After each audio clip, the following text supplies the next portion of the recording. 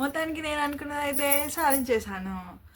ఆగో ఏం జరిగింది, అంత సంబరపడుతున్నావు, ఎంత సంతోషం నీ కళ్ళల్లో ఎప్పుడు చూడలేదు రావాలి మేము అని అనుకుంటున్నారా? ఏం లేదండి, మొత్తానికి అయితే నా మూడి పండక్కి నాకు ఒక మంచి పట్టు చీర అయితే కొనిచ్చేసాడు. అగ్గో ఇందాకేగా గొడవైంది, అసలు ఇంటికే రాలేదన్నావు, ఏడుస్తూ కూర్చున్నావు, ఇదంతా ఎప్పుడు జరిగింది మళ్ళీ అని అనుకుంటారేమో. ఏం లేదండి, ఇంకా ఇంటికి రాలేదు నా మూడు, తినడానికి కూడా రాలేదు, నన్ను కొట్టేసి వెళ్ళిపోయాడు అని బోరు బోరు అంటూ మీ ముందు ఏడ్చానా. ఏడ్చి అలా దీనంగా బాధపడుతూ ఇంకా రాలేదే, ఈయన ఎక్కడున్నాడో ఏం చేస్తున్నాడో, అయ్యో అనవసరంగా అడిగానే అని వంట వార్పు ఏమి చేయకుండా అలాగే బాధపడుతూ కూర్చున్నాను. అప్పుడు వచ్చాడండి నా మొగుడు. వచ్చేసి ఏమే నడు, చీర కావాలన్నావుగా, పద పోదాం నిప్పిస్తా, మంచి చీర తీసుకుందో కానీ అనేసి అన్నాడు. అంతే అండి, ఒక్కసారిగా నా ప్రాణం గాలిలోకి ఎగిరిపోయి వస్తున్నా అనేసి అప్పుడప్పుడు లేచి కొన్ని నీళ్ళు మొహానికి కొట్టుకొని ఇంత పొట్టు తగిలించుకొని గబా గబా గబా అని ఊరుకుంటూ వెళ్ళి మా ఆయన బండెక్కాను. అగో అంత ఆత్రమైంది నీకు, కాళ్ళు నేల మీద ఆగట్లేదే, చీరిప్పిస్తానగానే పానం జర గట్టిగా పట్టుకో, అంత ఉరుకులాడకు, అంత సంబరపడిపోకు అనేసి నా సంతోషం మీద నీళ్లు చల్లాలండి. అంటే అన్నారులే, చీర అయితే ఇప్పిస్తున్నాడు కదా అనేసి నేనైతే లోపల సంతోషపడుతూ నోరు మూసుకొని సైలెంట్గా కూర్చోండి పోయాను. ఇక అలా బండి తీయగానే ఏమయ్యా ఇంతకు ఏ షాప్కి తీసుకెళ్తున్నావు అని అడిగాను. ఏ షాప్కి తీసుకెళ్ళాలేంటి, నీకు కావాల్సిన చీరే కదా, షాప్ కాదు కదా నువ్వు కొనుక్కునేది, ఏదో దగ్గర తీసుకెళ్తా కూర్చో మూసుకొని అనేసి ఒక మాట గట్టిగా అన్నాడు. అబ్బే అది కాదండి, మన పక్కింటి శైలజ ఉంది కదా, పెద్ద షాప్కి వెళ్ళిందండి, పెద్ద షాప్లో వెళ్ళి మంచి చీర తీసుకుంది. ఆ చీర దగ్గర మెరిసిపోతుంది, అంత బాగుందండి, నన్ను కూడా అదే షాప్లోకి తీసుకెళ్ళండి అని అడిగాను. అంటే అంటే అలా పెద్ద పెద్ద షాపులలో రేట్లు కూడా పెద్ద పెద్దగా ఉంటాయి.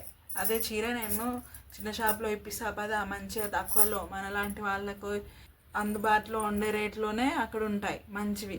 అక్కడ పోతే క్వాలిటీ బాగుంటుంది, చీరలు కూడా బాగుంటాయి, రేట్లు కూడా తక్కువలో ఉంటాయి అనేసి అని అన్నాడు. అది కాదండి, ఒక్కసారి తీసుకెళ్ళండి ప్లీజ్ అండి అనేసి అన్నాను. అబ్బో నీ మొహానికి ఇంగ్లీష్ కూడానా, అంతేలే, ఇంట్లో టీవీ ఉంది కదా, ఏది పడితే అది నేర్చేసుకుంటున్నారు జనాలు అనేసి రెండు మాటలు చడామాడా అనేసాడు. అంటే అన్నారులే, ఏదో కొంచెం కొంచెం, అయినా ఈ కాలానికి ఇంగ్లీష్ నేర్చుకోకుండా ఎలాగండి, చిన్న చిన్న మాటలన్నా నేర్చుకోవాలిగా. ఇంకా అంతే అండి, ఇంకా అలా వెళ్తూ ప్లీజ్ అండి, ఎప్పుడు నేనేం అడగలేదు, ఒక్కసారి ఆ పెద్ద షాప్లోకి తీసుకెళ్ళండి, ఒకసారి చూస్తాను అంతే, ఎలా ఉన్నాయి ఏంది, ఆ షాప్ ఎలా ఉంటుందని ఒక్కసారి చూస్తానండి ప్లీజ్ అండి అనేసి కాళ్ళ వేళ్ళ పడితే మొత్తానికి ఆ పెద్ద షాప్లోకి తీసుకెళ్ళాడు. ఆ పేర్లు గట్రా మనకి ఎందుకు లేండి, షాపుల పేర్లు బొచ్చడున్నాయి, అంతస్తులు ఉంటాయి, అద్దాల గ్లాసులు ఉంటాయి, లైట్లు ఉంటాయి, ఆ షాప్ పేర్లు గీర్లు మనకు అవసరంలే. ఇక వెళ్ళేసి ఓ మంచి చీరలు చూపియండి, మంచి కొత్తగా ఉండాలి, లేటెస్ట్గా, మన ఎవరికి లేనట్టు మంచి ఉండాలి, ఒక మంచి చీర చూపి పట్టు చీర అని అడిగాను. అంటే ఓకే మేడం చూపిస్తాను కూర్చోండి అని అన్నారు. అన్న తర్వాత ఇక నేను చుట్టూ చూసి అబ్బో ఎంత బాగుంది షాపు, భలే ఉంది కదా, వస్తే ఇలాంటి షాప్లోకి రావాలి, చల్లగా బాగుంది షాపు అనేసి అనుకుంటుంటే నా మూడు ఒక్కరి నెత్తిలో ఎక్కి, వస్తాయి ఏం చూస్తున్నావే, నా ఇద్దరు తీసేటట్టున్నావు ఇషా, ఇక్కడ వచ్చి అలా దిక్కులు చూస్తావేంటి, తింగదాలా ముసుకొని కూర్చో, నీకు కావాల్సింది ఏంటో చూసుకో, అంతమంది జనాల్లో తింగర చూపులు చూస్తున్నావు బుద్ధి లేదు. నా ఇద్దరు ఇష్టతున్నావు మెంటల్ నాన్న. అందుకే నేను ఇట్లాంటి దాంట్లోకి దొలకరాను. ఏదో చిన్న షాప్ కొందా అంటే రాకుండా ఇక్కడికి వచ్చి ఇజ్జతో ఏ కథలు చేస్తుంది అని తిట్టాడు. అమ్మో తిడుతున్నాడు అనేసి ఇక చీరలు చూస్తుంది. ఎటువంటి చీరలు చూస్తారని అంటే మంచి పట్టు చీర చూపించండి అని అడిగాను. అడిగితే చూపించారు. చీరలు అయితే మస్తున్నాయి, కానీ రేట్లు కూడా మస్తున్నాయి.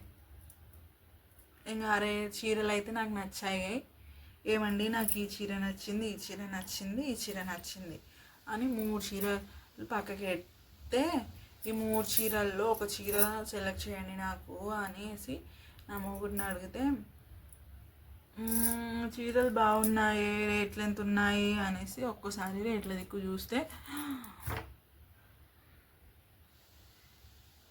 రేట్లు చూసి గుండె పట్టుకొని జేబు పట్టుకొని సైలెంట్గా నా చేయి పట్టుకొని బయటికి తీసుకొచ్చి సైలెంట్గా ఒక చిన్న షాప్లోకి తీసుకెళ్ళాడు.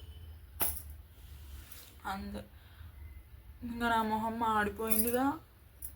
నాకేమో చీరలు బాగా నచ్చాయి, ఇప్పిస్తలేడు ఈయన అనేసి నేను మొహం మార్చుకొని బయటకు వచ్చేసాను.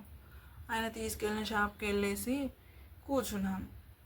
ఇక ఏం మాట్లాడకుండా కూర్చున్నాను. ఇంకా నా మొగుడే ఉండి ఒక మంచి పట్టు చీర చూపియమ్మా అనేసానంటే చూపించేశారు. అదేంటో అండి విడ్డూరం, ఆ షాప్లో చూసానా నేను చీరలు సేమ్ అగ్గో అట్లాంటి చీరలే ఇక్కడ కూడా ఉన్నాయి. బట్ట సేమే ఉంది, డిజైన్ సేమే ఉంది, మస్తున్నాయి.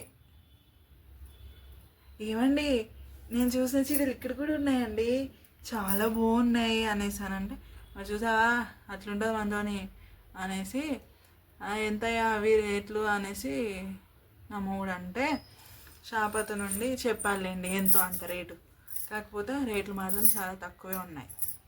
ఇక నేను చీర చూపిస్తూ ఉండండి మీకు, నేను తీసుకునే చీర ఎంత బాగుందో.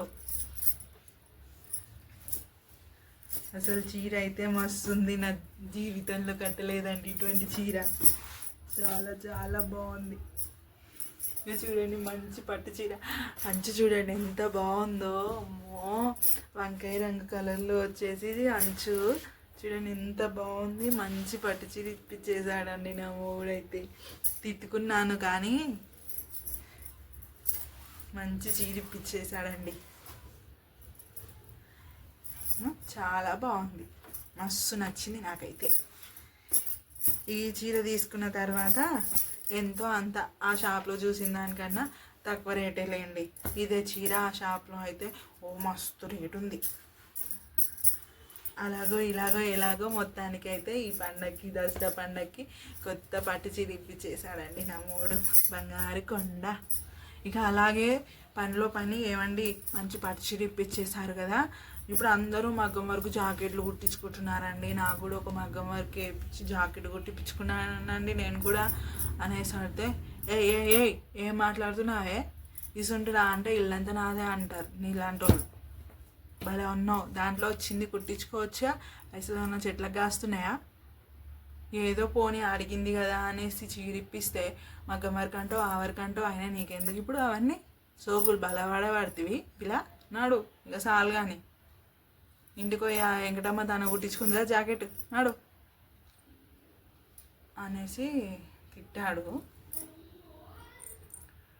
ఏదో ఆత్రం ఆపుకోలేక అడిగేశాను. మంచి మూడ్లో ఉన్నాడు కదా ఇప్పిస్తాడేమో అనేసి అనుకొని అడిగాను. సరే పోన్లేండి ఏం బాధ లేదు, చీర అయితే ఇప్పించేశాడు. కానీ నాకు ఒక్కటే గట్టిగా అనిపిస్తుందండి,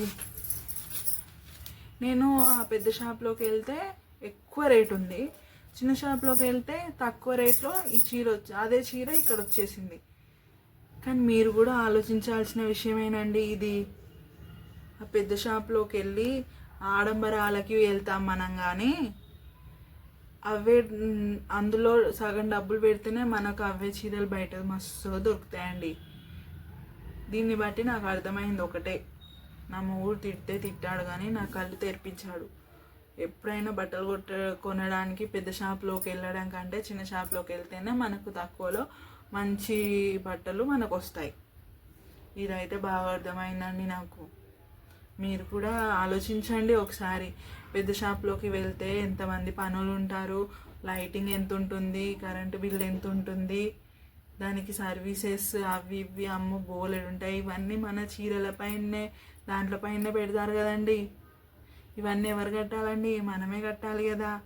ఇవన్నీ పెట్టేసుకొని వాళ్ళు చీరలు ఎక్కువ రేట్లో అమ్ముతారు. ఇది మన మట్టి బుర్రలకు అర్థం కాక పెద్ద షాపు ఇందులోకి వెళ్ళాలని లగ్జరీకి అందులో ఉన్న ఏసీకి అలవాటు పడిపోయి ఈ ఆడంగులందరూ అందులోకి వెళ్ళి కొంటా ఉంటారు ఒక్కటే.